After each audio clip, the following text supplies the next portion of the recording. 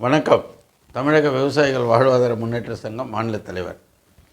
இன்று அம்பானி வீட்டு திருமணம் மிக எழுச்சியும் மாத கணக்கில் அவர்களுடைய பெருமையும் போற்றி புகழ்ந்து கொண்டிருக்கின்றன இந்த மீடியாக்கள்.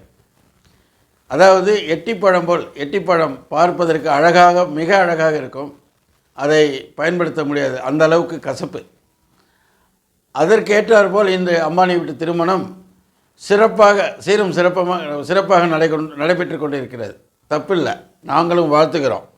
ஆனால் 4000 கோடி, அதாவது அஃபிஷியலாக சொல்கிறாங்க 4000 கோடின்னு, அது லட்சக்கணக்கான கோடி செலவாகிறது தான் நமக்கு தெரியுது. அதை பற்றி நமக்கு என்ன கிடையாது, அவர் வீட்டு பணம் அவர் செலவு பண்ணுறார். ஆனால் இந்த திருமணத்திற்கு புறக்கணிக்கப்படும் விவசாயிகள், விஐபிகள், நடிகர்கள் அவர்களுக்கு மட்டுமே அங்கு உபசரிப்பு, ஆர்ப்பாட்டம், கொண்டாட்டம். ஆனால் 120 கோடி மக்களை அதாவது 140 கோடி மக்களில் சுமார் 100 கோடி மக்கள் விவசாயத்தை சார்ந்தவர்கள். விவசாயிகள் பயன்படுத்தும் அம்பானியின் பொருட்களும் இந்த நெட்வொர்க்குகளிலும் இருந்துதான் அவருக்கு கோடி கோடியாக பணம் வருகின்றது. அதையெல்லாம் மறந்து, அம்பானி ஒன்றும் மன்னர் குடும்பம் அல்ல, அவரும் ஒரு தலைமுறைக்கு முன்னால் சாதாரணமாக ஒரு பெட்ரோல் பங்கில் பெட்ரோல் போட்டவர் தான். ஆனால் இதை மறந்துட்டார் இந்த அம்பானி. மறந்து இந்த விவசாய பெருமக்களுக்கு எந்த முக்கியத்துவமே கொடுக்கல. என்ன பெரிய பெரிய கோடீஸ்வரனுக்கே நீங்கள் கொடுத்துட்டே இருந்தாக்கா அது ரொம்ப பெரிய பெருமையாக உங்களுக்கு. விவசாயிடா கஷ்டப்பட்டுட்டு இருக்கான், அவன் சேத்துல காலை வைக்கலன்னா நீ சோத்தில் காலை வைக்க முடியாது, அவ்வளோ கஷ்டப்படுறான் அந்த விவசாயி. அந்த விவசாயிக்கு ஒரு முக்கியத்துவம் கொடுக்குற வக்கீல் இல்லை, நீ வக்கீல் இல்லை. உனக்கு என்ன பெரிய கல்யாணம்? ஒரு காலத்தில் கல்யாணம்னா ஊரெல்லாம் கூப்பிட்டு அதாவது உணவு அளிப்பாங்க. உணவு அளித்து அவங்க வாயார வாழ்த்துவது தான் அந்த மணமக்களுக்கு பெரிய பெருமை, பெரிய ஐஸ்வர்யம். அது போன்ற காலத்தை விட்டுட்டு இன்றைக்கி 100 கோடி மக்களின் வாழ்வாதாரத்தில் வாழ்கின்ற இந்த அம்பானி, 100 கோடி மக்களின் வாழ்வாதாரத்தை சுரண்டி வாழ்கின்ற இந்த அம்பானி விவசாய பிரதிநிதிகளுக்கோ அல்லது விவசாயிகளுக்கோ எந்த முக்கியத்துவமும் கொடுக்கல. இதில் வேறு மீடியா வேறு பீத்திக்கிட்டே இருக்காங்க 6 மாதமாக.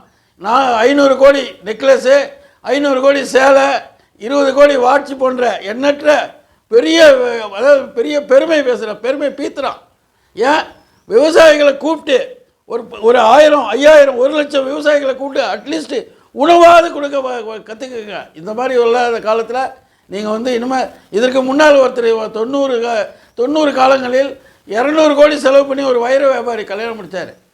அவர் கல்யாணம் முடித்த பிறகு சொன்னார், நான் ஒன்றும் முட்டாள் இல்லை, நான் 600 கோடிக்கு வைரம் விற்றுட்டேன் இந்த கல்யாணத்தில். அன்றைக்கும் இதே போல் விஐபிகள் செல்வந்தர்களுக்கு மட்டும்தான் அழைப்பேன்.